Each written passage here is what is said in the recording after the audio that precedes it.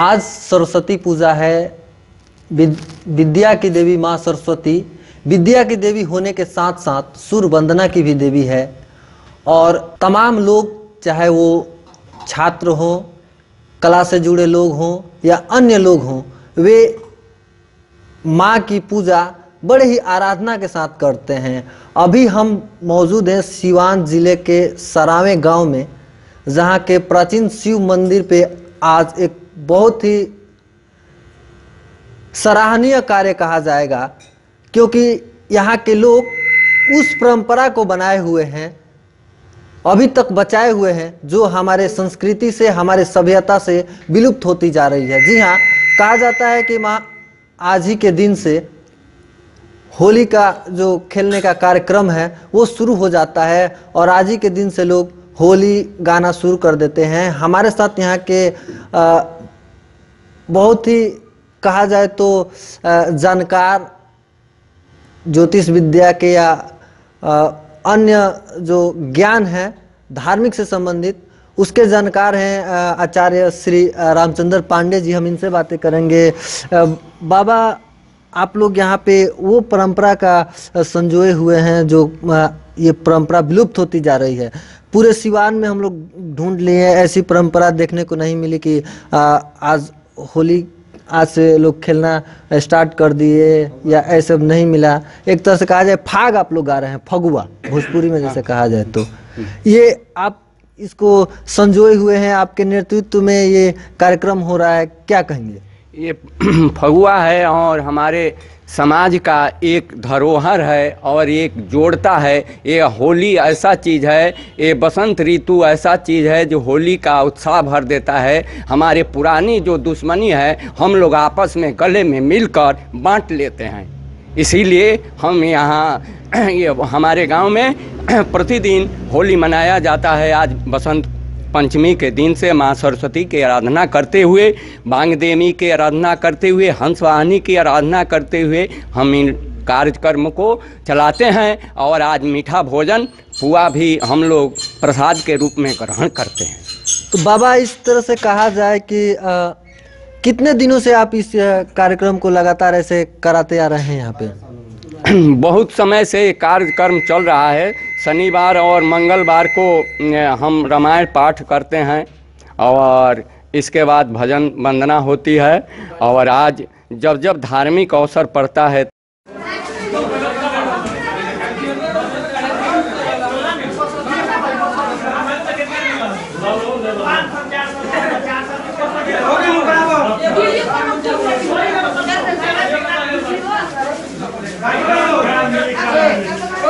पर लिया बैठाई दी, अग्नि बाण से मरे रमन धरती पर गिरे मूर्छाए बोल लगता।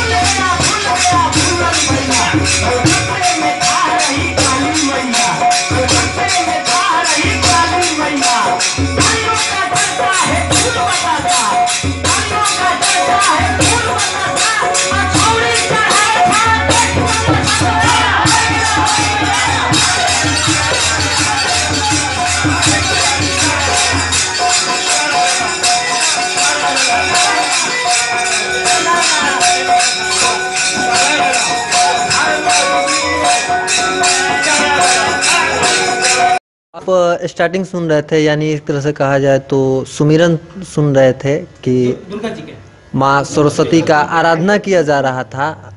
अब आगे क्या सुनाएंगे यहाँ के जो गायक हैं उनसे हम बातें करते हैं कि आगे अब हम लोगों को क्या सुनाएंगे, हमारे दर्शकों को क्या सुनाएंगे, ये हम इनसे जानना चाहते हैं। क्या सुनाएंगे सर आप इसके बाद? अभी एक्चुअल में अभी बसंत पंचमी का मौसम है और सरस्वती जी का पूजा पाठ है, इसलिए अब जो है हम लोग होली का प्रोग्राम फगुआ गाते हैं, जोगीरा गाते हैं, ये यहाँ की परंपरा रही है।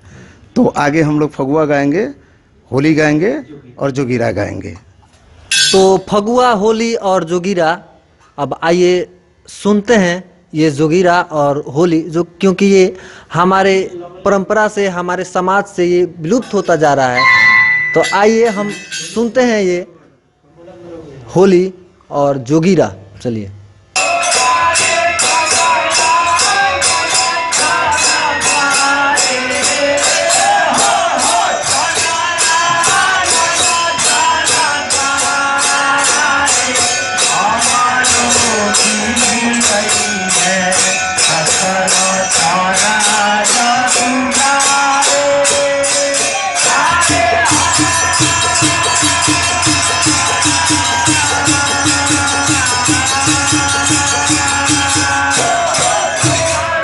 प्रसाद के रूप में ग्रहण करते हैं। तो बाबा, इस तरह से कहा जाए कि कितने दिनों से आप इस कार्यक्रम को लगातार ऐसे कराते आ रहे हैं यहाँ पे? बहुत समय से ये कार्यक्रम चल रहा है। शनिवार और मंगलवार को हम रामायण पाठ करते हैं और इसके बाद भजन वंदना होती है।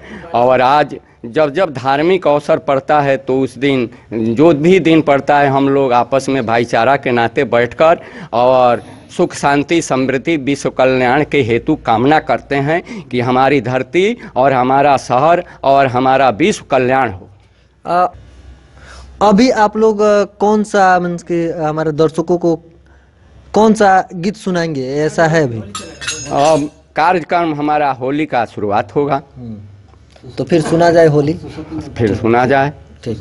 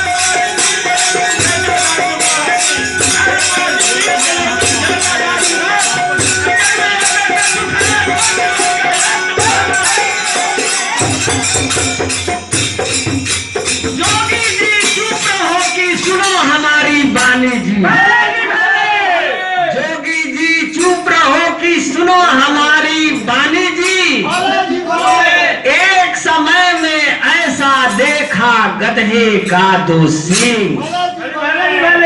एक समय में ऐसा देखा गधे का दो सींग।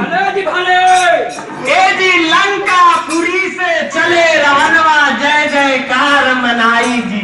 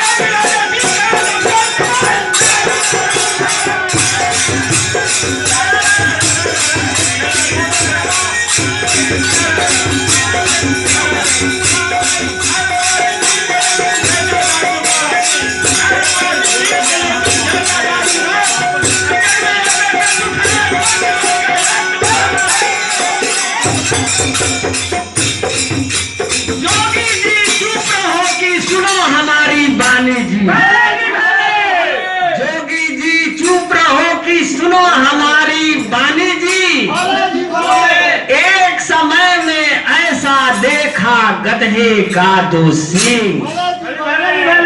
एक समय में ऐसा देखा गधे का दो सींग। ए जी लंकापुरी से चले रानवा जय जयकार मनाई जी। सीता निकली शीश महल से रंथ पर लिया बैठाई जी। अगिन बाण से मरे रमनवा धरती पर गिरे मूर्छाए बोल